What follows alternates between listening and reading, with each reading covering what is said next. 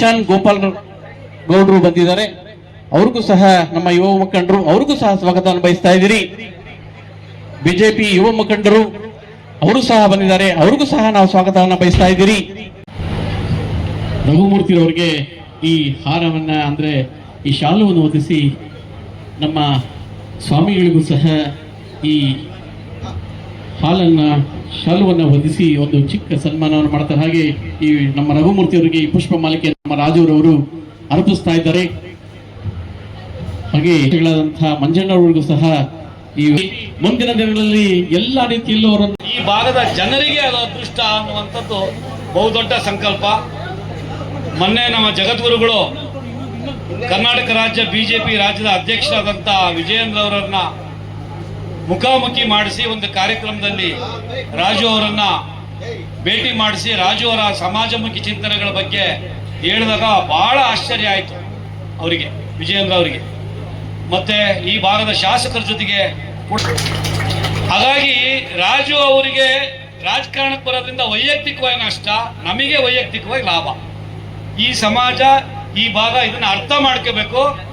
ಪ್ರತಿಯೊಬ್ಬರ ಅವ್ರ ಶ್ರೀಮತಿಯವರು ಕೈಗಾರಿಕಾ ಉದ್ಯಮಿಯಾಗಿ ಕೈಗಾರಿಕಾ ಕ್ಷೇತ್ರದಲ್ಲಿ ಹಲವಾರು ಹುದ್ದೆಗಳನ್ನು ಅಲಂಕರಿಸಿ ಸುಮಾರು 20ಕ್ಕೂ ಹೆಚ್ಚು ವರ್ಷಗಳ ಕಾಲ ನಿರುದ್ಯೋಗಿಗಳಿಗೆ ಉದ್ಯೋಗವನ್ನು ಕೊಡುವ ಮೂಲಕ ಒಂದು ಹೊಸ ದೊಡ್ಡ ಕ್ರಾಂತಿಯನ್ನು ಕೈಗಾರಿಕಾ ಭಾಗ್ಯ ಅಧಿಕಾರವನ್ನು ಕೊಟ್ಟು ಈ ಜನರ ಸೇವೆ ಮಾಡಲಿಕ್ಕೆ ಹೆಚ್ಚು ಹೆಚ್ಚು ಶಕ್ತಿ ಕೊಡಲಿ ಅಂತ ಭಗವಂತನಲ್ಲಿ ಪ್ರಾರ್ಥಿಸಿ ಕಾಗಿನೆಲೆ ಮಹಾಸಂಸ್ಥಾನ ಕನಕಗುರು ಪೀಠದ ವತಿಯಿಂದ ತುಂಬ ಹೃದಯದ ಹುಟ್ಟುಹಬ್ಬದ ಅಭಿನಂದನೆಗಳನ್ನು ಸಲ್ಲಿಸ್ತೀನಿ. ನಮಸ್ಕಾರ. ಹುಟ್ಟುಹಬ್ಬ, ಆ ಹುಟ್ಟುಹಬ್ಬದ ಪ್ರಯುಕ್ತ ಇವತ್ತು ಅವರ ಅಭಿಮಾನಿಗಳನ್ನು ಒಳಗೊಂಡಂತ ಒಂದು ಸಮೂಹನೇ ಸೃಷ್ಟಿ ಮಾಡಿದ್ದಾರೆ. ಹಾಗಾಗಿ ಈ ಸಮಾರಂಭದಲ್ಲಿ ಉಪಸ್ಥಿತಿರುವಂತಹ ಪರಮ ಪೂಜ್ಯ ಶ್ರೀಗಳು ಮತ್ತು ವೇದಿಕೆಯಲ್ಲಿರುವಂತಹ ಎಲ್ಲ ನನ್ನ ಆತ್ಮೀಯ ಬಂಧುಗಳು ಮತ್ತು ರಾಜು ಅವರ ಅಭಿಮಾನಿಗಳೇ, ಅವರ ಸಮಕಾಲೀನರಾಗಿ ಸಮಾಜದ ಪರಿವರ್ತನೆಗೆ ದಾರಿ ಆಗ್ತಾರೆ ಅಂತ ಹೇಳ್ತಾ ಮುಂದಿನ ದಿನಗಳಲ್ಲಿ ಅವರ ಆಶೆ ಆಕಾಂಕ್ಷೆಗಳೆಲ್ಲ ಮೈಗೂಡಿಸ್ಕೊಳ್ಳಿ, ಹಾಗೆ ಲಭಿಸಲಿ ಮತ್ತು ಅವರ ಏನು ಸಾಮಾಜಿಕ ಜೀವನ ಇದೇ ರೀತಿ ನಿರಂತರವಾಗಿ ಮುಂದುವರಲಿ ಅಂತ ಹೇಳ್ತಾ ಈ ಸಮಾರಂಭದಲ್ಲಿ ನನ್ನ ಆಗಮಿ ಒಂದೆರಡು ಮಾತಾಡಕ್ಕೆ ಅವಕಾಶ ಕೊಟ್ಟಂತ ನಿಮ್ಮೆಲ್ಲರಿಗೂ ಒಂದ್ಸಿ ನಾನು ಮಾತು ಮುಗಿಸ್ತೀನಿ. ಜೈ ಜೈ ಕರ್ನಾಟಕ. ಅವ್ರಿಗೆ ದೇವರು ಸಕಲ ಇಷ್ಟಾರ್ಥಗಳನ್ನು ಪೂರೈಸಿ ಅವರು ಬೇಗ ಕಾರ್ಪೊರೇಟರ್ ಆಗಲಿ, ಅವ್ರಿಗೂ ಅವ್ರ ಮನೆಯವ್ರಿಗೂ ಶುಭ ಹಾರೈಸ್ತಾ ಅವ್ರು ಒಳ್ಳೆಯದಾಗಲಿ, ಭಗವಂತ ಅವ್ರಿಗೆ ಆಯುಷ್ಯ ಆರೋಗ್ಯ ಕೊಟ್ಟು ಕಾಪಾಡಿ ಇದೇ ಥರ ಅವರು ಯಶಸ್ವಿಯಾಗಿ ಜೀವನ ಮಾಡಲಿ ಅಂತೇಳಿ ಅವ್ರ ಮೇಲೆ ಶುಭ ಹಾರೈಸಿ ನಾನು 2 ಮಾತು ಮುಗಿಸ್ತೀನಿ. ನಮಸ್ಕಾರ.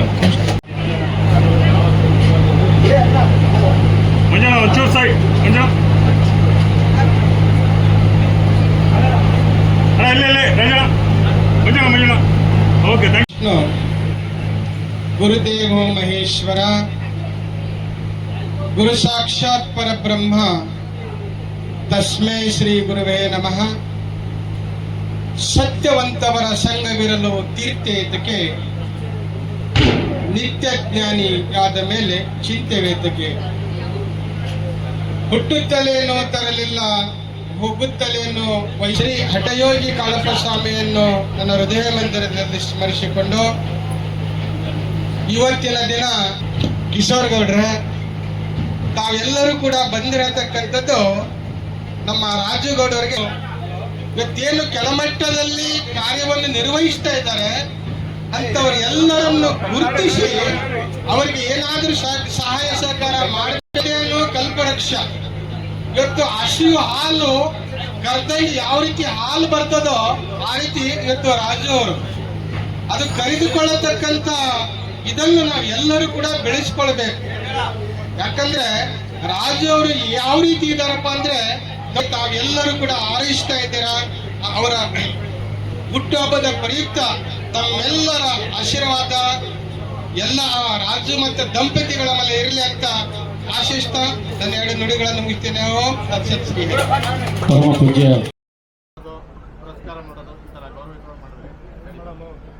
ಮೊದಲನೇದಾಗಿ ಇಲ್ಲಿ ಬಂದಂಥ ಎಲ್ಲ ನಾಗರಭಾವಿ ನಾಗರಿಕರಿಗೂ, ನನ್ನ ಎಲ್ಲ ಸ್ನೇಹಿತರಿಗೂ, ಗೋವಿಂದ ನಗರದ ಎಲ್ಲ ನನ್ನ ಸ್ನೇಹಿತರಿಗೂ, ಹಾಗೂ ಇವತ್ತು ನಮ್ಮ MLA ಸಾಹೇಬರು ಮುನಿರತ್ನ ಸರ್ ಬರಬೇಕಾಗಿತ್ತು.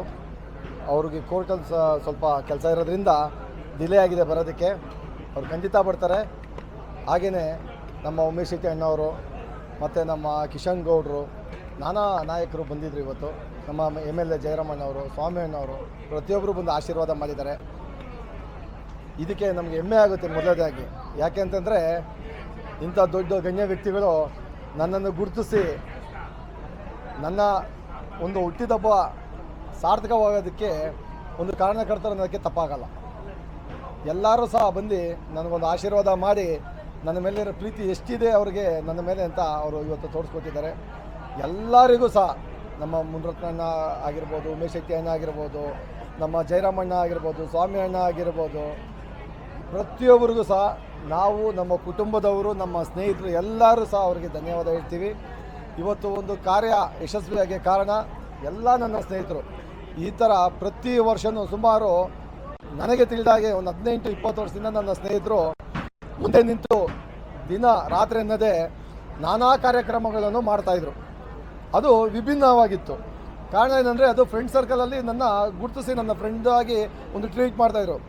ಇವತ್ತು ನಾನು ರಾಜಕೀಯಕ್ಕೆ ಬಂದಿದ್ದೀನಿ ಅಂತ ಗೊತ್ತಾಗಿ ಇನ್ನೂ ಹೆಚ್ಚಾಗಿ ರಾಜಕೀಯವಾಗಿ ಏನು ಮಾಡಬಹುದು, ಜನರಿಗೆ ಏನು ರಾಜನ ಯಾವ ರೀತಿ ತಲುಪಿಸ್ಬೋದು ಮತ್ತು ರಾಜು ಯಾವ ರೀತಿ ಬಂಧು ಬಳಗ ಮತ್ತು ಸ್ನೇಹಿತರನ್ನು ಕಟ್ಟಿದ್ದಾನೆ, ಯಾವ ರೀತಿ ಅವನು ಇರ್ಬೋದು ಅನ್ನೋದಕ್ಕೆ ಇವತ್ತು ಅವರೆಲ್ಲ ತೋರಿಸ್ಕೊಟ್ಟಿದ್ದಾರೆ. ಎಲ್ಲ ನನ್ನ ಸ್ನೇಹಿತರಿಗೂ ಎಲ್ಲ ಪ್ರತಿಯೊಬ್ಬರಿಗೂ ಸಹ ನಾನು ಹೇಳ್ತೀನಿ, ಇಲ್ಲಿ ಅವರು ಇವರು ನನಗಿಲ್ಲ, ಎಲ್ಲ ನನ್ನ ಸ್ನೇಹಿತರಿಗೂ ನನ್ನ ಮುಖಾಂತರ ಅವ್ರಿಗೆ ಧನ್ಯವಾದ ಹೇಳೋಕ್ಕೆ ಇಚ್ಛೆಪಡ್ತೀನಿ. ಇಲ್ಲ ಆಗಿಲ್ಲ, ನಾವು ಮೊದಲನೇದಾಗಿ ಇವಾಗಂತಲ್ಲ, ನಾವು ಸುಮಾರು ವರ್ಷಗಳಿಂದ ಮಾಡ್ಕೊಂಡ್ಬರ್ತಾ ಇದ್ದೀವಿ. ಈಗ ಯಾಕೆ ಹೈಲೈಟ್ ಆಗ್ತಾ ಇದೆ ಅಂತಂದರೆ ರಾಜು ರಾಜಕೀಯಕ್ಕೆ ಬರ್ತಾ ಇದ್ದಾನೆ ಅಂತ ಅಷ್ಟೇ. ನಾನು ಇದು ಹೊಸದಲ್ಲ, ಇದು ನನಗೆ ಬುದ್ಧಿ ಬಂದಾಗಿಂದ ನನ್ನ ಸ್ನೇಹಿತರು ಪ್ರತಿ ವರ್ಷವೂ ಮಾಡ್ತಾರೆ. ನನ್ನ ಆಫೀಸ್ ಸ್ಟಾಫ್ ಆಗಿರ್ಬೋದು, ಮತ್ತೊಬ್ಬರು ಆಗಿರ್ಬೋದು, ಎಲ್ಲ ವೃದ್ಧರಿಗೆ ವೃದ್ಧಾಶ್ರಮಗಳಿಗೆ ಹೋಗಿ ಅವ್ರಿಗೆ ಬೇಕಾದಂಥ ಸೌಲಭ್ಯಗಳಾಗಿರ್ಬೋದು, ಮತ್ತು ಅವ್ರಿಗೆ ಬೇಕಾದ ಆಹಾರ ಪದಾರ್ಥಗಳಾಗಿರ್ಬೋದು, ಮತ್ತು ಏನು BBMP ಅಂತ ನಾವು ಪೌರ ಕಾರ್ಮಿಕರಿದ್ದಾರೆ ಅದಕ್ಕೆ ನಾನಾ ಭಾಗಗಳಲ್ಲಿ ನಾವು ಈ ಕೆಲಸನ ಮಾಡಿದ್ದೀವಿ, ಇಲ್ಲೂ ಸಹ ಮಾಡಿದ್ದೀವಿ. ಇದೇನು ಹೊಸದಲ್ಲ. ಹೊಸದು ಯಾವುದು ಅಂದರೆ ರಾಜು ರಾಜಕೀಯಕ್ಕೆ ಬಂದಿರೋದ್ರಿಂದ ಇಲ್ಲಿನ ಉತ್ಸಾಹ ಜಾಸ್ತಿ ಆಗಿದೆ. ನನ್ನ ಸ್ನೇಹಿತರು ಅದನ್ನು ದ್ವಿಗುಣ ಮಾಡಿದ್ದಾರೆ. ರಾಜು ಉತ್ಸಾಹನ ದ್ವಿಗುಣ ಮಾಡಿ ಇವತ್ತು ನಾನಾ ಕಾರ್ಯಕ್ರಮಗಳು ಅವ್ರದ್ದೇ ಆದಂಥ ಒಂದು ರೀತಿಯಲ್ಲಿ ಇವತ್ತು ನಾನಾ ಭಾಗಗಳಿಂದ ಬಂದು ನನ್ನ ಆಶೀರ್ವಾದ ಮಾಡಿದ್ದಾರೆ. ಅವ್ರದ್ದು ಋಣನ ನಾನು ಯಾವತ್ತೂ ತೀರ್ಸೋಕ್ಕಾಗಲ್ಲ. ಈ ಋಣನ ನಾವು ಯಾವ ಜನ್ಮದಲ್ಲಿ ಏನು ಕೇಳ್ಕೊಂಬಂದಿದ್ದೋ ಗೊತ್ತಿಲ್ಲ. ಅವರು ಅಂಥ ಸ್ನೇಹಿತರು ನನಗೆ ಸಿಕ್ಕಿದ್ದಾರೆ, ಅಂಥ ಬಂಧು ಬಳಗದವರು ನನ್ನ ಜೊತೆ ಇದ್ದಾರೆ ಅನ್ನೋಕ್ಕೆ ನನಗೆ ಹೆಮ್ಮೆ ಆಗುತ್ತೆ. ರಾಜುರವರ ಹುಟ್ಟುಹಬ್ಬದ ಕಾರ್ಯಕ್ರಮ ನಿನ್ನೆ ರಾತ್ರಿಯಿಂದ ಪ್ರಾರಂಭವಾದ ಈ ಹುಟ್ಟುಹಬ್ಬ ರಾಜು ಅವರು ಮತ್ತೆ ಅವರ ಧರ್ಮಪತ್ನಿಯಾದ ಉಷಾ ಅಮ್ಮ ಅವರ ಇಬ್ಬರ ಹುಟ್ಟುಹಬ್ಬವನ್ನು ಒಂದೇ ದಿನ ಮಾಡ್ಕೊಳ್ತಾ ಇದ್ದ ರೀತಿಯಲ್ಲಿ ಅದ್ದೂರಿಯಾಗಿ ನಡೀತಾ ಇದೆ.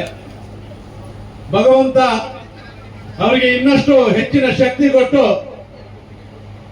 ಜನಸೇವೆ ಮಾಡುವಂತ ಯೋಗ ಭಾಗ್ಯವನ್ನು ಭಗವಂತ ಕರುಣಿಸಲಿ ಅಂತ ನಾನು ಈ ಮೂಲಕ ದೇವರಲ್ಲಿ ಪ್ರಾರ್ಥನೆ ಮಾಡ್ತಾ, ಹುಟ್ಟುಹಬ್ಬ ನಾವು ಸಾಂಕೇತಿಕವಾಗಿ ಆಚರಣೆ ಮಾಡ್ತೇವೆ. ಯಾಕಂದ್ರೆ ಆ ಹುಟ್ಟುಹಬ್ಬದ ಪ್ರಯುಕ್ತ ಒಂದಷ್ಟು ಜನ ಅಶಕ್ತರಿಗೆ ಶಕ್ತಿ ಕೊಡಬೇಕನ್ನುವ ನಿಟ್ಟಿನಲ್ಲಿ ಇವತ್ತು ಹಲವಾರು ಜನ ಪೌರ ಕಾರ್ಮಿಕರಿಗೆ, ಬೀದಿ ವ್ಯಾಪಾರಿಗಳಿಗೆ, ವಿದ್ಯಾರ್ಥಿಗಳಿಗೆ, ಆರೋಗ್ಯದಲ್ಲಿ ನ್ಯೂನತೆ ಇರುವವರಿಗೆ ಇಂಥ ನೂರಾರು ಜನರು ಇವತ್ತು ಆಯ್ಕೆ ಮಾಡಿ ರಾಜಣ್ಣ ಮತ್ತೆ ಅವರ ಶ್ರೀಮತಿ ಉಷಾ ರಾಜಣ್ಣ ಅವರು ಇವತ್ತು ಆ ಸೇವೆ ಮಾಡ್ತಾ ಇದ್ದಾರೆ ಅಂದ್ರೆ ಅದು ಭಗವಂತ ಅವರಿಗೆ ಒಂದು ಶಕ್ತಿ ಕೊಟ್ಟಿದ್ದಾನೆ. ಆ ಶಕ್ತಿ ಕೊಟ್ಟಂತಹ ಶಕ್ತಿ ಯಾವತ್ತೂ ವ್ಯರ್ಥವಾಗಬಾರ್ದು. ದೇವರು ಕೊಟ್ಟಂತಹ ಶಕ್ತಿ 4 ಜನ ಅಶಕ್ತರ ಕೈ ಹಿಡಿಯುವಂತ ಯೋಗ ಭಾಗ್ಯ ಬರಬೇಕನ್ನುವ ನಿಟ್ಟಿನಲ್ಲಿ ಇವತ್ತು ರಾಜಣ್ಣ ಮತ್ತೆ ದಂಪತಿಯವರು ಏನಿ ಒಂದು ಸತ್ಕಾರ್ಯವನ್ನು ಮಾಡ್ತಾ ಇದ್ದಾರ, ಇನ್ನಷ್ಟು ಹೆಚ್ಚಿನ ಸತ್ಕಾರ್ಯ ಮಾಡಿ ಭಗವಂತ ಅವರಿಗೆ ಇನ್ನಷ್ಟು ಆರೋಗ್ಯ ಭಾಗ್ಯ, ಅಧಿಕಾರ, ಶಕ್ತಿಯನ್ನು ಕೊಟ್ಟು ಇನ್ನಷ್ಟು ಹೆಚ್ಚು ಸೇವೆಯನ್ನು ಮಾಡಕ್ಕೆ ಅವಕಾಶ ಮಾಡಿಕೊಳ್ಳಿ ಅಂತ ಈ ಭಾಗದ ಎಲ್ಲ ಜನತೆಯ ಪರವಾಗಿ ಹಾಗೂ ನನ್ನ ಗೋವಿಂದರಾಜನಗರ ಜನತೆಯ ಪರವಾಗಿ ನಾನು ಅವರಿಗೆ ಶುಭವನ್ನು ಹಾರೈಸ್ತಾ ಇದ್ದೇನೆ. ಧನ್ಯವಾದಗಳು. ನಾವು ರಾಜಣ್ಣ ಅವರು ಫ್ಯಾಮಿಲಿ ಫ್ರೆಂಡ್ಸು. ಸುಮಾರು ಒಂದು 8 to 10 ಇಯರ್ಸಿಂದ ನಾವೆಲ್ಲ ಒಂದು ಫ್ಯಾಮಿಲಿ ಗ್ರೂಪು. ಅವರು ಮೊದಲಿಂದನೂ ಅವರಲ್ಲಿರೋ ಒಂದು ಒಳ್ಳೆ ಗುಣ ಅವರಲ್ಲಾಗಲಿ, ಉಷಾಮ್ಮ ಅವರಲ್ಲಾಗಲಿ ಫ್ರೆಂಡ್ಸ್ ಸರ್ಕಲಲ್ಲೂ ಅಷ್ಟೇ, ಹೊರಗಡೆನೂ ಅಷ್ಟೇ ತುಂಬ ಹೆಲ್ಪಿಂಗ್ ನೇಚರು. ಇವಾಗ ಅದನ್ನು ಪ್ರೈವೇಟಾಗಿ ಮಾಡ್ತಿದ್ದವರು ಇವಾಗ ಪಬ್ಲಿಕ್ಕಾಗಿ ರಾಜಕೀಯದಿಂದ ಬಂದು ಮಾಡ್ತಿದ್ದಾರೆ. ಅವ್ರ ಜೊತೆ ಇರೋದು ನಮಗೂ ಹೆಮ್ಮೆ. ಇನ್ನು ಮುಂದೆ ಅವ್ರು ಮಾಡೋ ಎಲ್ಲ ಕಾರ್ಯದಲ್ಲೂ ನಾವು ಫ್ರೆಂಡ್ಸು ಫ್ಯಾಮಿಲಿಯಾಗಿ ಒಟ್ಟಿಗೆ ಅವ್ರ ಜೊತೆಗೆ ಇರ್ತೀವಿ. ರಾಜಣ್ಣವ್ರಿಗೆ ಸ್ಪೆಷಲಾಗಿ ಹುಟ್ಟುಹಬ್ಬದ ಹಾರ್ದಿಕ ಶುಭಾಶಯಗಳು.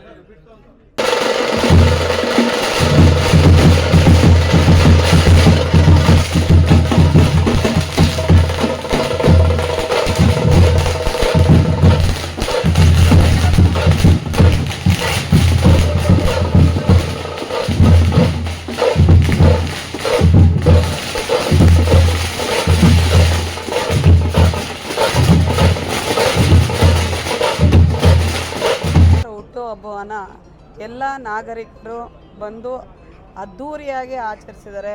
ಸ್ನೇಹಿತರು, ಬಂಧು ಬಳಗದವರು ಪ್ರತಿಯೊಬ್ಬರು ಬಂದು ತುಂಬ ಅದ್ಧೂರಿಯಾಗಿ ಆಚರಣೆ ಮಾಡಿದ್ದಾರೆ.